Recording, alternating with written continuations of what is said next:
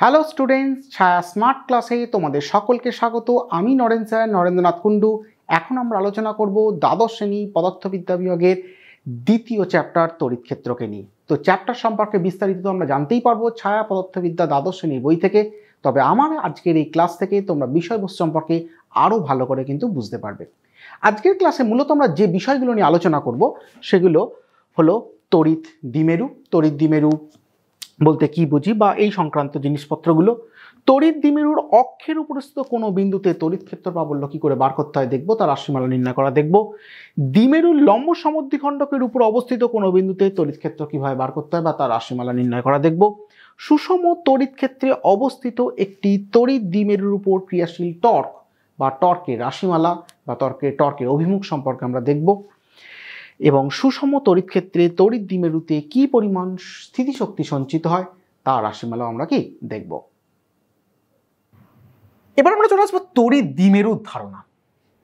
দেখো, তড়িৎ দ্বিমেরু বলতে কি বোঝায়? বলছে দুটি সমপরিমাণ বিপরীতধর্মী আধান খুব অল্প দূরত্বে অবস্থান করে যে স্থির তাড়িতিক সংস্থা তৈরি করছে সেটাকে আমরা কি বলছি? তড়িৎ দ্বিমেরু। তড়িৎ দ্বিমেরুর সংজ্ঞা আমাদের ছায়া পদার্থবিদ্যা দ্বাদশ শ্রেণীর বইতে খুব সুন্দর করে দেওয়া আছে, তোমরা দেখবে কি দেওয়া আছে। সমপরিমাণ এবং বিপরীতধর্মী দুটি বিন্দু তড়িৎ আধান ক্ষুদ্র দূরত্বের ব্যবধানে যে সংস্থা গঠন করে তাকে আমরা কি তড়িৎ দ্বিমেরু বলছি। দূরত্বটা কিন্তু বেশি হলে হবে না, দূরত্বটা কিন্তু কি স্বল্প দূরত্ব হতে হবে। তাহলে সমপরিমাণ বিপরীতধর্মী আধান, ধরো এটা প্লাস কিউ, এটা কত মাইনাস কিউ, এদের মধ্যে মধ্যবর্তী দূরত্ব ধরো আর আটটা কি খুব ক্ষুদ্র দূরত্ব ধরো। এরা দুজনে মিলে যে স্থির তাড়িতিক সংস্থা তৈরি করছে সেই স্থির তাড়িতিক সংস্থাটাকেই আমরা কি বলছি না তড়িৎ দ্বিমেরু বা ইলেকট্রিক ডাইপোল। ইলেকট্রিক ফিল্ড বা ইলেকট্রোস্ট্যাটে এই ইলেকট্রিক ডাইপোল কিন্তু খুব ইম্পর্টেন্ট একটা বিষয়, একটা গুরুত্বপূর্ণ কিন্তু একটা বিষয়। আচ্ছা, বলে এই সংস্থার মধ্যে তাহলে মোট আধানের পরিমাণ কত? প্লাস কিউ আর এটা কত মাইনাস কিউ, এটা মাইনাস কিউ। তাহলে মোট আধান কত? Plus Q plus of minus Q মানে কত? জিরো। তাহলে তড়িৎ দ্বিমেরুর মধ্যে বা তড়িৎ দ্বিমেরু সংস্থার মধ্যে মোট আধানের পরিমাণ কিন্তু সর্বদা কিন্তু কি শূন্য হয়। কিন্তু আধানের পরিমাণ শূন্য হলেও এটা ভাবার কোনো কারণ নেই যে ওই তড়িৎ দ্বিমেরুর জন্য কোনো বিন্দুতে তড়িৎ ক্ষেত্র প্রাবল্যের মানও শূন্য হবে, এটা কিন্তু ভাবার কোনো কারণ নেই। কেন? কারণ ধরো এটা একটা প্লাস কিউ, এটা একটা মাইনাস কিউ, আমাকে বলেছে এই প্লাস কিউ মাইনাস কিউ এর জন্য এরম কোনো একটা জায়গায় পি পয়েন্টে তড়িৎ ক্ষেত্র প্রাবল্য বার করতে হবে। তো যেখানে তড়িৎ ক্ষেত্র প্রাবল্য বার করতে হবে সেখানে কি রাখবো? আমরা একক ধনাত্মক পরীক্ষাধীন আধান রাখবো। তাহলে এই একক ধনাত্মক পরীক্ষাধীন আধানের উপর প্লাস কিউ একটা বল প্রয়োগ করবে আর মাইনাস কিউ একটা বল প্রয়োগ করবে, সেই দুটো বলের যোগফল কখনোই শূন্য হবে না, কারণ এদের মধ্যে দূরত্বগুলো কি সমান নয়। দুটো সমপরিমাণ আধান কিন্তু দূরত্ব সমান নয়। তাহলে দূরত্ব যেহেতু সমান নয় তাহলে এখানে তড়িৎ ক্ষেত্র প্রাবল্যের এই ভ্যালুটা কি হবে? নন জিরো ভ্যালু হয়ে যাবে। কিন্তু দেখো মোট চার্জের পরিমাণ, সংস্থার মোট চার্জের পরিমাণ কত? শূন্য।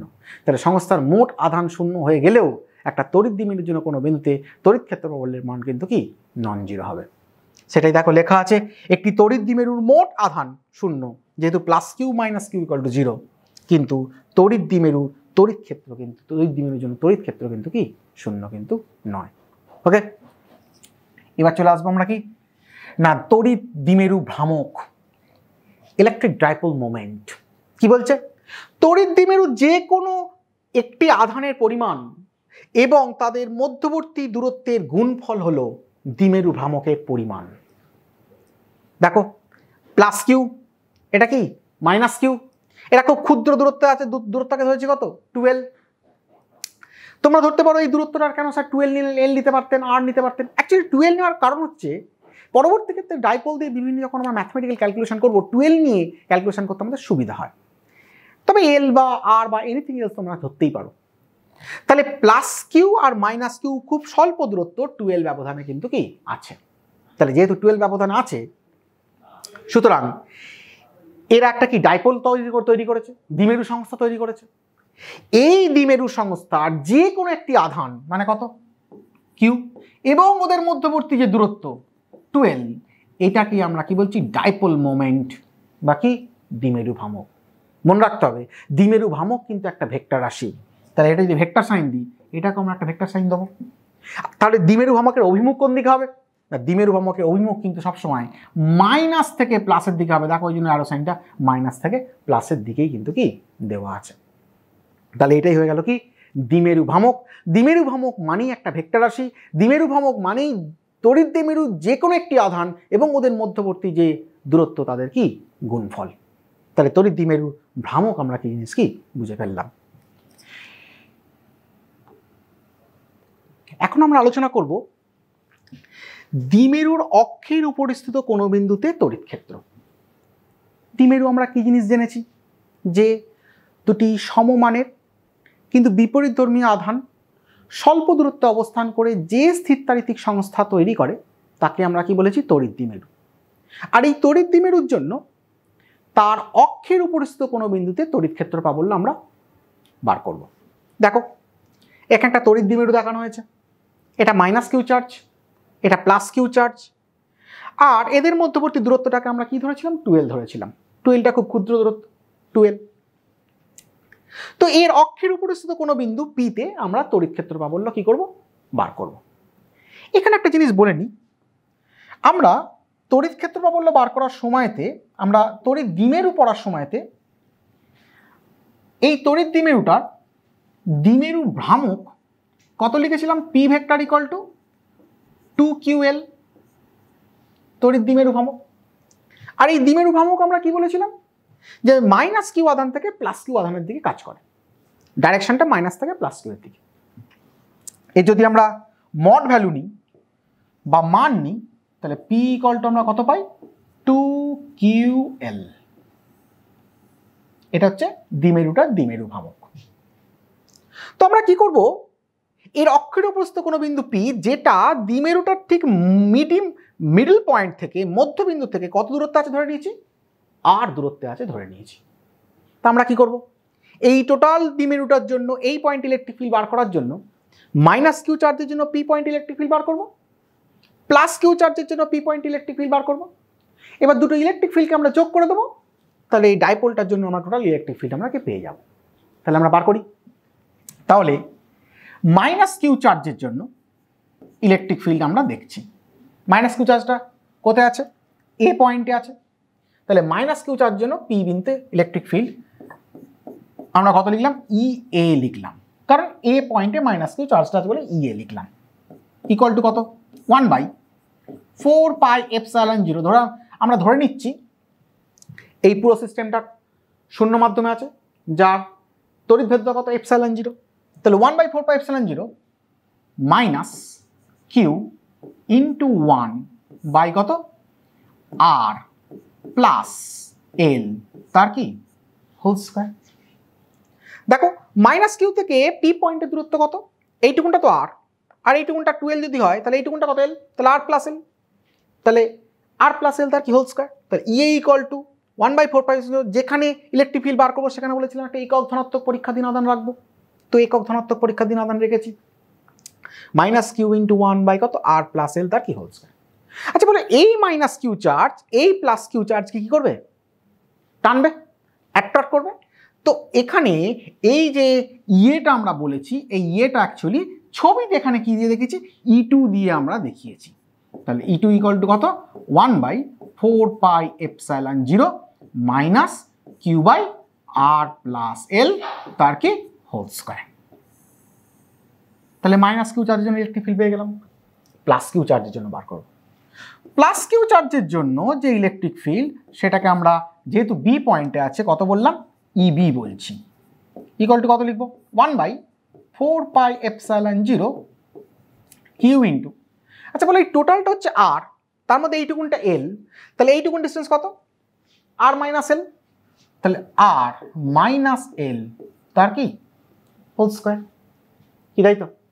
এইবার এই দুটো ইলেকট্রিক ফিল্ড এখানে যে ইলেকট্রিক ফিল্ডটা সেটা কোন দিয়ে কাজ করছে, এই প্লাসকে ঠেলবে, বিকর্ষণ করবে E1। তার মানে এখানে যেটা আমরা ইবি বলেছি সেটা অ্যাকচুয়ালি কত E1 equal to 1/4πε0 Q by কত আর মাইনাস এল তার কি হোল স্কয়ার। তাহলে এইবার আমরা কি করব, দুটো ইলেকট্রিক ফিল্ডকে আমরা কি যোগ করে দেবো। তাহলে P point electric field E P equal to আমরা কত বলবো E1 প্লাস কত E2। তাহলে বোথ সাইড থেকে কিউ বাই 4πε0টা কমন নিয়ে নিই, তাহলে কিউ বাই 4πε0 যদি আমরা কমন নিয়ে নিই, কমন নিয়ে নিলে কি পাবো না, কমন নিয়ে নিলে এখান থেকে পাবো -1/r প্লাস এল তার কি হোল স্কোয়ার, প্লাস এখানে কত পাবো 1/r মাইনাস এল তার কি হোল স্কোয়ার।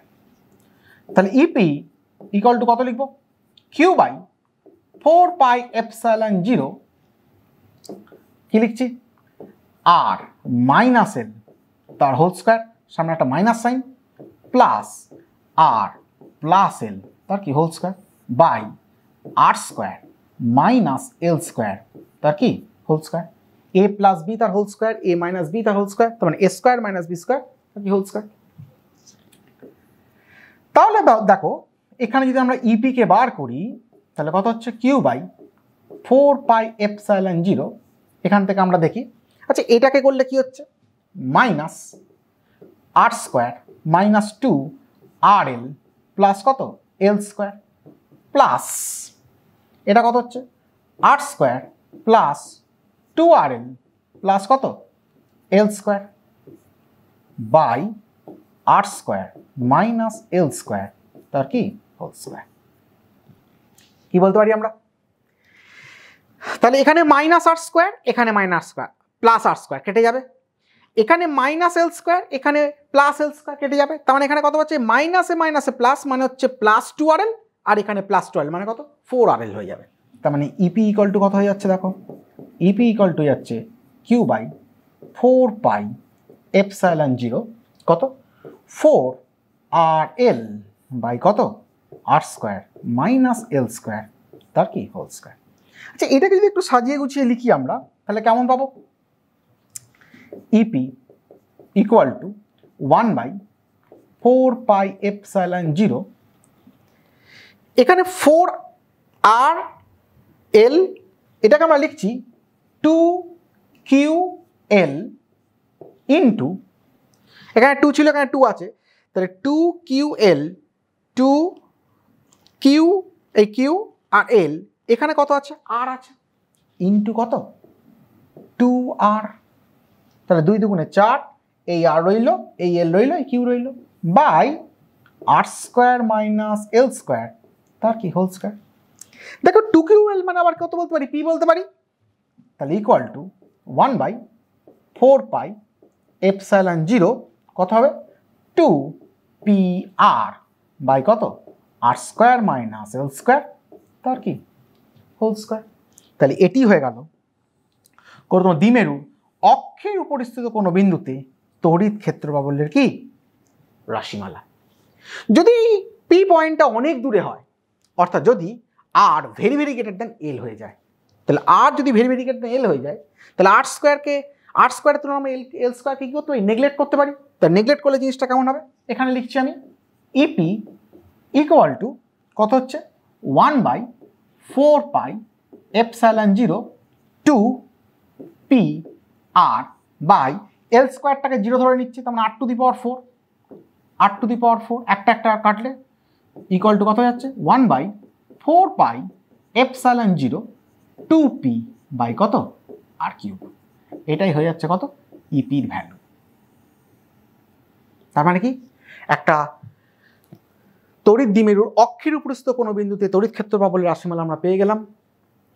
যদি ওই বিন্দুটা অনেক দূরে অবস্থিত হয়, যদি ওই বিন্দুটার ডাইপোলের মধ্যবিন্দু থেকে দূরত্ব আর যদি ডাইপোলের মধ্যবিন্দুর যে লেন্থ একটা চার্জ থেকে সেই এলের তুলনায় যদি অনেক বেশি হয়, তখন এই ডেরিভেশনটা কত হয়ে গেল E P equal to 1/4πε0 2p by কত আর কিউব। তাহলে আমরা কোনো দ্বিমেরুর অক্ষের উপরিস্থিত কোনো বিন্দুতে তড়িৎ ক্ষেত্র প্রাবল্যের রাশিমালা আমরা কি শিখে ফেললাম। এইবার আমরা লম্ব সমদ্বিখণ্ডকের উপর কোনো বিন্দুতে তড়িৎ ক্ষেত্র প্রাবল্যের রাশিমালা আমরা দেখব। কি বলেছি না, তড়িৎ দ্বিমেরুর লম্ব সমদ্বিখণ্ডকের উপর অবস্থিত কোনো বিন্দুতে তড়িৎ ক্ষেত্র প্রাবল্যের রাশিমালা। লম্ব সমদ্বিখণ্ডক মানে কি, সমদ্বিখণ্ডকের উপর লম্ব। তাহলে এটা একটা dipole system, minus Q charge এই প্লাস কিউ চার্জ, এদের মধ্যবর্তী দূরত্ব কত 12। তাহলে তাই যদি হয় তাহলে এখানেও একইভাবে dipole moment P vector equal to কত লিখে নেবো 2ql R P equal to কত লিখবো 2ql P vector equal to 2ql vector আর ওর মানটা পি ইকুয়াল টু কত 2ql। কোন দিক থেকে কোন দিকে কাজ করছে মাইনাস থেকে প্লাসের দিকে, তার মানে এই বরাবর কাজ করছে পি ভেক্টরটা। যাই হোক, এবার এর সমদ্বিখণ্ডক মানে এটা মধ্যবিন্দু, এর উপর লম্ব হচ্ছে এটা, এই লম্বের উপর কোনো একটা বিন্দু পিতে আমার তড়িৎ ক্ষেত্র বাহুল্য বার করতে হবে। কার জন্য? এরা এই দ্বিমেরুটার জন্য তড়িৎ ক্ষেত্র বাহুল্য বার করতে হবে। তো আমরা কি করব? এই মাইনাস কিউ এর জন্য এখানে কি ইলেকট্রিক ফিল্ড বার করব, আর এই প্লাস কিউ এর জন্য এখানে ইলেকট্রিক ফিল্ড বার করবো। দুটো ইলেকট্রিক ফিল্ডকে কি করে দেবো? যুক্ত করে দেবো। যুক্ত করে দিলেই টোটাল ইলেকট্রিক ফিল্ড বেরিয়ে যাবে এটার জন্য। তাহলে আমরা তাই করি। এটা করার জন্য আমরা করব কি, একটুখানি দেখে নেবো এই লেন্থটা কতটা লেন্থ। আচ্ছা, এই হাইটটা ধরে নিয়েছি আর এইটুকুনটা এল, তাহলে অবশ্যই এই লেন্থটা কত √r² প্লাস কি এল স্কোয়ার। কারণ আমরা জানি লম্ব স্কোয়ার প্লাস ভূমি স্কোয়ার ইকুয়াল টু অতিভুজ স্কোয়ার। এটা কি লম্ব স্কোয়ার, এটা কি ভূমি square. r² plus L square equal to কি এর স্কোয়ার, তার মানে এটা ইকুয়াল টু কত √r² প্লাস এল স্কোয়ার। ঠিক একইভাবে এটাও ইকুয়াল টু কত হবে √r² প্লাস কত এল স্কোয়ারই হবে এই লেন্থটা। তাহলে পিবিটাও এটা পিবি লেন্থ, আর এটা কত লেন্থ না পিএ লেন্থ। এটা √r² প্লাস এল স্কোয়ার, পিবিটা হচ্ছে √r² প্লাস এল স্কোয়ার। অর্থাৎ এই লেন্থ আর এই লেন্থ কি সমান। এবার আমরা দেখব মাইনাস কিউ এর জন্য এখানে ইলেকট্রিক ফিল্ড। তাহলে মাইনাস কিউ চার্জের জন্য ইলেকট্রিক ফিল্ড কত? এ পয়েন্টে চার্জ আমরা কত লিখছি, ইএ লিখছি ইকুয়াল টু কত 1/4πε0। যেখানে ইলেকট্রিক ফিল্ড বার করবো সেখানে কি বলেছে, একটা একক ধনাত্মক পরীক্ষাধীন আধান বসাবো। তাহলে এখানে একটা একক ধনাত্মক পরীক্ষাধীন আধান বসিয়েছি মাইনাস কিউ ইন্টু 1 কত r² প্লাস এল স্কোয়ার তার রুট তার কি হোল স্কোয়ার। এটা হয়ে গেল কি এর জন্য ইলেকট্রিক ফিল্ড ইন্টেন্সিটি। আচ্ছা, এই মাইনাস কিউ চার্জ প্লাসকে কি করবে, টানবে। তো এই ইলেকট্রিক ফিল্ডের ডাইরেকশনটা কোন দিকে দেখেছি, এটাকে আমরা E2 বলেছি। তার মানে ইএ ইকুয়াল টু অ্যাকচুয়ালি কত না এখানে E2 হয়েছে। তাহলে এটাকে যদি ক্যালকুলেশন করা যায় তাহলে E2-র ভ্যালুটা কত বেরোবে 1/4π কিউ বাই কত, শুধু just r² plus L square, কারণ রুটের স্কোয়ার করলে রুটটা উঠে যাবে। এইবার আমরা বি পয়েন্টে প্লাস কিউ এর জন্য এখানে ইলেকট্রিক ফিল্ডটা দেখব। তাহলে প্লাস কিউ এর জন্য ইলেকট্রিক ফিল্ড কত ধরলাম, এটাকে ইবি যেহেতু বি পয়েন্ট বলেছি বলে কত লিখবো 1/4πε0 কত প্লাস কিউ ইন্টু 1 কত √r² প্লাস এল স্কোয়ার তার কি হোল স্কোয়ার। আচ্ছা, এই প্লাসকে কি ঠেলবে, কোন দিকে ঠেলবে, বাইরের দিকে ঠেলবে। কেন? বিকর্ষণ করবে। তাহলে এটা ছবি অনুযায়ী এটা কত বলেছি আমরা E1 বলেছি। এইবার দেখো এই অ্যাঙ্গেলটাকে ধরেছি থিটা, তাহলে এটা থিটা হলে এটাও থিটা হবে অবভিয়াসলি। আচ্ছা, এইটা যদি থিটা হয় তাহলে এই অ্যাঙ্গেলটা কত হবে, অবশ্যই কি থিটা।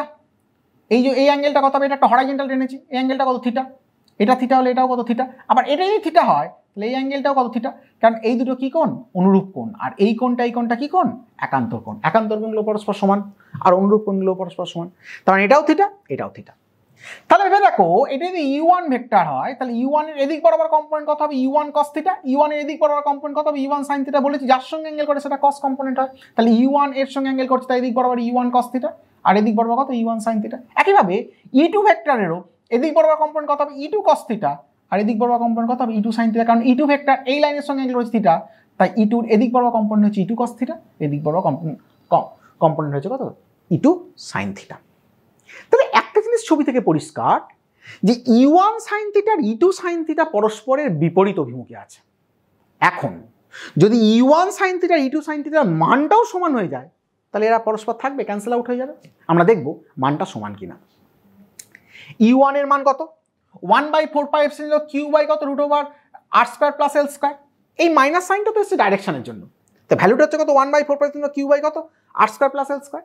আর E2-র ভ্যালুরও কত না এটাও কিন্তু 1/4πε0 কিউ বাই কত r² প্লাস এল স্কোয়ার, কারণ রুটটা উঠে যাবে স্কোয়ার করলে। তার মানে দেখা যাচ্ছে যে মেথডিক্যালি দেখা যাচ্ছে E1 ইকুয়াল টু কত E2, এই ভেক্টর দুটোর মানটা কিন্তু কি সমান, কি তাই তো। তাহলে যেহেতু সমান তাহলে আমরা অতএব বলতে পারি, কি বলতে পারি E1 sin theta equal to কত E2 sin থিটা। তাহলে এরা পরস্পরকে কি নিউট্রালাইজ করে দেবে। তাহলে এর কোনো এফেক্ট আমরা পাবো না। তাহলে কার এফেক্ট পাবো, দেখো এদিক বরাবর কাজ করছে E2 cos থিটা আর এদিক বরাবর কাজ করছে কত E1 cos থিটা। তাহলে এদিক বরাবর মোট কত ফোর্স কাজ করছে two E1 cos θ plus E2 cos θ। তাহলে মোট electric field E equal to কত E1 cos θ প্লাস কত E2 cos θ। এখন E1 ইকুয়াল টু যদি E2 হয়ে যায় তাহলে E2 এর জায়গায় আমরা E1 বসিয়ে দিতে পারি।